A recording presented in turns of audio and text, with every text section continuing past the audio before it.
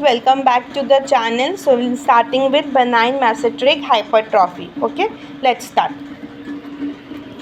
Benign mesenteric hypertrophy, clinical presentation and pathogenesis.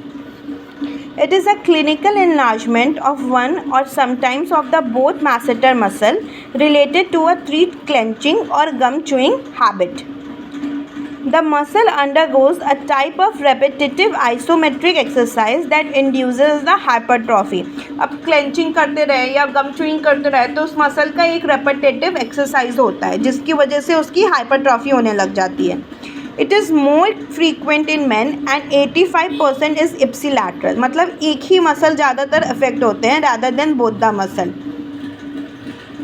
Common presentation is the appearance of an asymptomatic unilateral swelling in the preauricular area.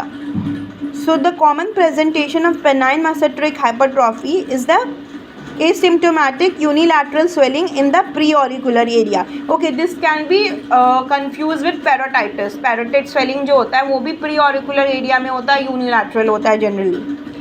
The condition can be confirmed by the palpation while the individual clenches his or her teeth. हम इसको confirm कैसे करेंगे कि नहीं ये mesenteric hypertrophy ही है? By palpation while the individual clenches his or her teeth. In some cases, the area of insertion of masseter on the mandibular ramus will respond by forming a bony projection that may be palpable.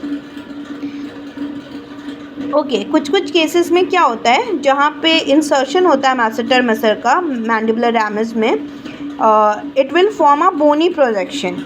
Okay that may be palpable और seen on an anteroposterior radiograph और CT scan. तो ये बोनी projection या तो antero posterior radiograph पे दिखेगा या CT scan पे.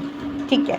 Presumably, this is due to the tension created by the masseter muscle during these contractions, which produces a periosteal reaction and bony proliferation along the insertion. तो ये क्यों होता है? ये जो बोनी प्रोजेक्शन दिखता है इंसर्शन जहाँ पे masseter का इंसर्शन होता है रेमस में ये बोनी प्रोजेक्शन दिखता है because due to the tension created by masseter muscle during these contractions which produces a periosteal reaction and bony proliferation along the insertion. Okay. Now coming to differential diagnosis. पहला है parotitis or parotid tumor, I told you. Then second is odontogenic tumor or a bone tumor in the ramus of mandible.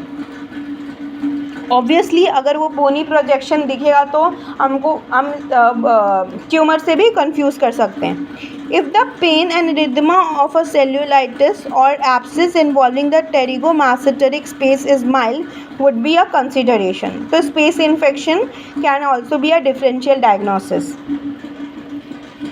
Okay now coming to diagnostic workup. A dentition with minimal wear facet and a palpable muscle bulge upon clenching should confirm that diagnosis. CT scan and MRI will show enlargement of one of the masseter muscle and rule out the presence of other pathologies.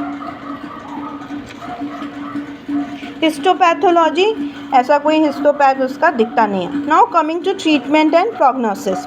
Firstly the treatment of teeth clenching should be done which required patient counselling, anti anxiety medication, occlusal equilibration, splint therapy and और behaviour modification.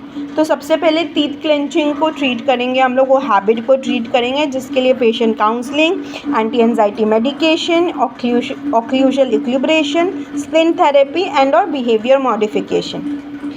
Then the surgical reduction of masseter for the contouring correction. फिर surgical reduction करेंगे masseter का for contouring correction.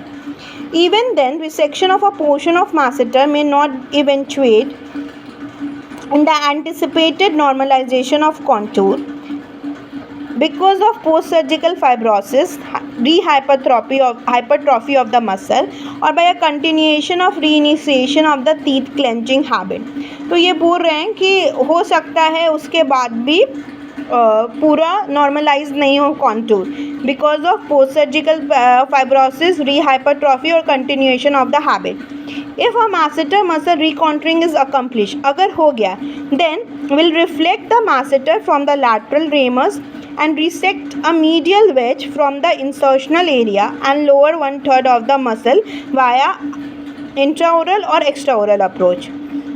हम लोग masseter को reflect करेंगे और lateral side से, लैटरल रेमस से मीडियल वेज लेंगे और lower third of the muscle. ठीक है. The resultant thin muscle is then suture to the pterygomasseteric sling, और ये फिर सूचर हो जाता है pterygomasseteric sling. Okay, that's all about masseter hypertrophy, benign masseter hypertrophy. Will be starting next topic in the next class. Till then, like, share, subscribe and comment. Bye.